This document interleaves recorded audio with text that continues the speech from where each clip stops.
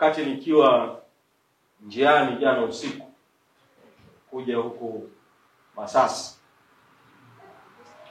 nikapewa taarifa kwamba kwenye mitandao ya kijamii kuna kauli ya msajili wa vyama vya siasa na kwamba amempa katibu mkuu wa Chadema wiki moja ili katibu mkuu atoe majibu juu ya barua ambayo yameandikiwa na mwanachama mmoja wa Chadema kuhusu uhalali wa kikao cha baraza kuu la chama tarehe 22 mwezi Januari mwaka 2025 kilichothibitisha uteuzi wa katibu mkuu wa chama, manaibu katibu wakuu na wajumbe wa kuteuliwa wa kamati kuu ya chama.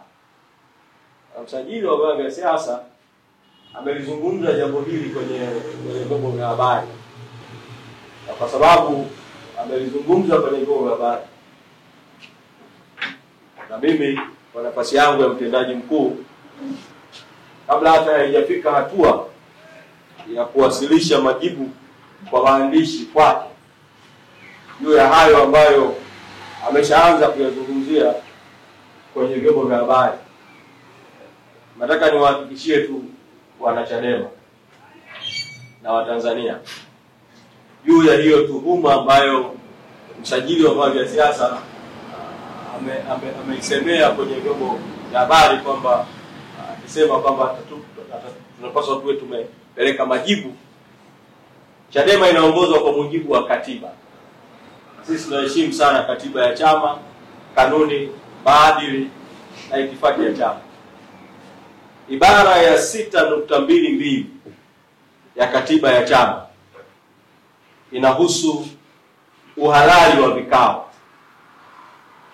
vya chama, na ibara hii ina sehemu mbili juu ya akidi ya vikao. Hapa nitazungumza juu ya hoja ya akidi ya vikao. Sehemu ya kwanza ni ibara ya 6.22A inayotamka maneno yafuatayo: kutahitajika akidi ya 50% ya wajumbe kwenye kikao halali cha ngazi ya kawaida. Alafu 6.22B nazungumza akidi nyingine: lakini vikao halali vya kurekebisha au kubadilisha katiba au vya uchaguzi na sera za chama vitahitaji akidi ya 75%. Kwa kuna akidi za aina mbili katika chama cha Chadema. Kuna akidi ya vikao vya kawaida vya maamuzi na kuna akidi ya vikao vya maamuzi maalum ambayo kwenye katiba yametajwa ni mambo yafuatayo: moja, kama kuna agenda ya kubadilisha katiba ya chama; pili, agenda ya uchaguzi wa chama; tatu, agenda inayohusu kupitisha sera za chama. Kikao cha baraza kuu cha tarehe 22 mwezi Januari mwaka 2025 hakikuwa na agenda ya uchaguzi, kwa sababu nakumbuka, na hili nilieleza vizuri sana mbele ya baraza kuu, baada ya kuwa katibu mkuu nimepokea rufaa juu ya uchaguzi wa wajumbe wa kamati kuu wa kuchaguliwa. Agenda ya uchaguzi ikawa si sehemu ya agenda ya kikao cha baraza kuu cha tarehe 22 mwezi Januari mwaka 2025. Baada ya kuondoa agenda ya uchaguzi, kikao kikaendelea na agenda za kawaida ambazo ni kuthibitisha uteuzi wa katibu mkuu na manaibu wake na kuthibitisha uteuzi wa wajumbe wa kamati kuu waliokuwa wamependekezwa na mwenyekiti. Agenda hizi za kawaida zinaongozwa kwa mujibu wa katiba ibara ya 6.22A kwamba akidi ni 50%. Katika kikao cha baraza kuu cha tarehe 22 mwezi Julai, idadi ya wanachama viongozi waliokuwepo, wajumbe wa baraza kuu ambao walisaini wenyewe, sio tu kwa kuandikiwa majina, bahati njema sana kwenye kikao kile cha baraza kuu, kila mjumbe aliandika jina lake kwa mkono wake mwenyewe, cheo chake kwa mkono wake mwenyewe, eneo lake analotoka kwa mkono wake mwenyewe, nambari yake ya simu kwa mkono wake mwenyewe, na akasaini kwa mkono wake mwenyewe. Jumla ya wajumbe 234 sawa na 56.8 walihudhuria baraza kuu, na tunao ushahidi wa mahudhurio yao. Wanataka kuwaambia wanachadema na Watanzania, muwe na amani na muwe na imani. Mchezo huu haramu unaohusisha ofisi ya msajili na baadhi ya watu ndani ya chama, mbinu hizi haramu, nataka muwe na hakika tutadhibiti kama ambavyo tumedhibiti mbinu nyingine haramu ambazo tutakabiliana nazo kama chama. Na nilisema awali kabisa jambo hili lilipojitokeza kwamba mambo haya yanafanyika kutaka kukitoa chama kwenye ajenda kuu ya chama, na ajenda kuu kwa kweli ya taifa ya no reforms no election, bila mabadiliko hakuna uchaguzi. Kwa wanachadema kote nchi nzima na Watanzania, msikubali kuondolewa kwenye ajenda kuu. Tuendelee na mapambano ya no reforms no election, bila mabadiliko hakuna uchaguzi. Na kwa msajili wa vyama vya siasa, kwa kuwa ameamua kuzungumza na vyombo vya habari, ofisi yake imeamua kuzungumza na vyombo vya habari, msajili wa vyama vya siasa awaeleze Watanzania.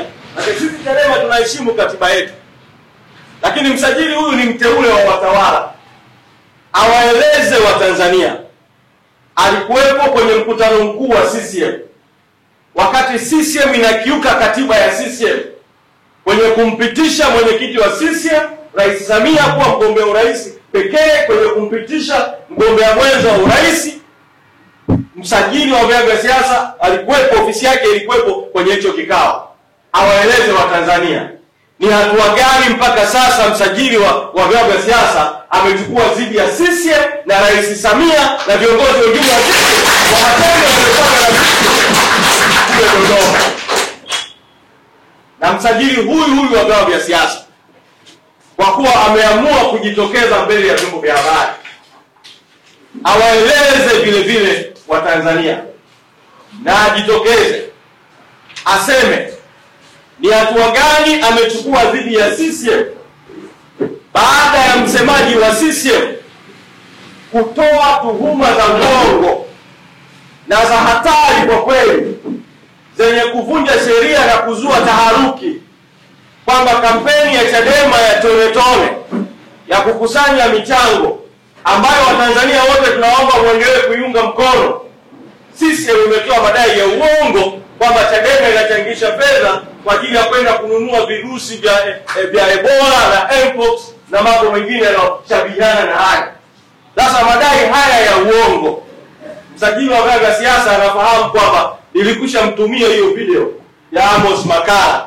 Msajili ajitokeze mbele ya Watanzania aeleze amechukua hatua gani dhidi ya Amos Makala na CCM kwa kutoa tuhuma hizi za uongo.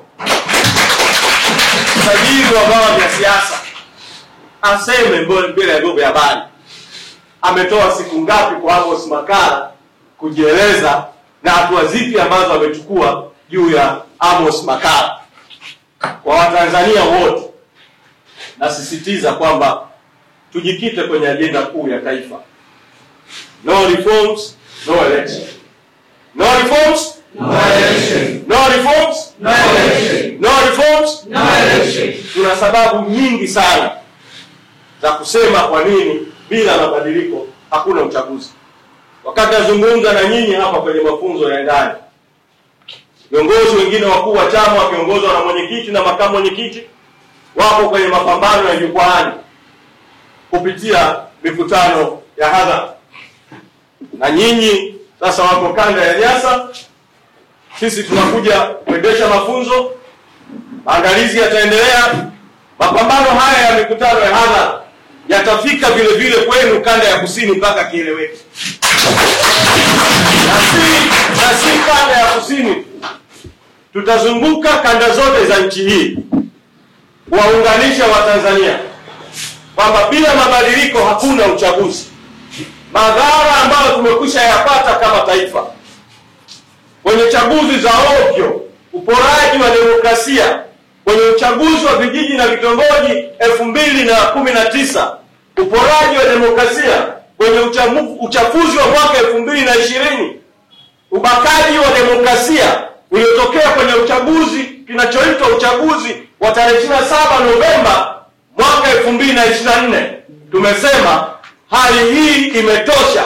Tunataka mabadiliko ya kikatiba na ya kisheria na ya kikanuni na ya kiuongozi na ya kiutendaji yatahakikisha chaguzi huru na haki katika nchi yetu. No reforms, no election. No reforms, no election. Bila mabadiliko hakuna uchaguzi. Bila mabadiliko hakuna uchaguzi. Kwa hiyo msajili na wote wanaotumika, tunataka kwanza, kama ofisi ya msajili ingekuwa inazingatia sheria, inazingatia mamlaka ya ofisi ya msajili, ofisi ya msajili wa vyama vya siasa ambayo inajiita eti ndio walezi wa demokrasia, eti ndio walezi wa vyama vya siasa, ofisi hii ndio ingekuwa mstari wa mbele kuungana na Chadema katika no reforms no election. Badala yake ofisi hii inatumika kama kichaka cha kuishambulia Chadema. Sasa sisi tutajibu mashambulizi. Naendesha mafunzo hapa, narejea Dar es Salaam, bado na safari ya kwenda kuendesha mafunzo kanda ya kati, kwa maana ya mikoa ya Dodoma, Singida, Morogoro. Tutakwenda kanda kwa kanda kuendesha mafunzo. Lakini pamoja na kuendesha mafunzo, wakati tukiendelea na mafunzo, maelekezo, kukagua uhai wa chama kupitia vikao vya ndani, timu zingine zinaendelea na mashambulizi kupitia mikutano ya hadhara, pamoja na kuwa kwenye mzunguko huo mikoani. Lakini tuhakikishie tu wanachadema kwamba jitihada hizo zinazoendelea kufanywa tutazidhibiti kwa haki kabisa kwa kuzingatia katiba, kanuni, maadili, itifaki ya chama na mwelekeo wa chama kwa ujumla. Asanteni sana, nimefungua mafunzo haya. Sitaki kutoa hotuba ndefu ya ufunguzi ili tujikite zaidi katika mafunzo. Kwa mafunzo haya yamefunguliwa rasmi. Asanteni sana.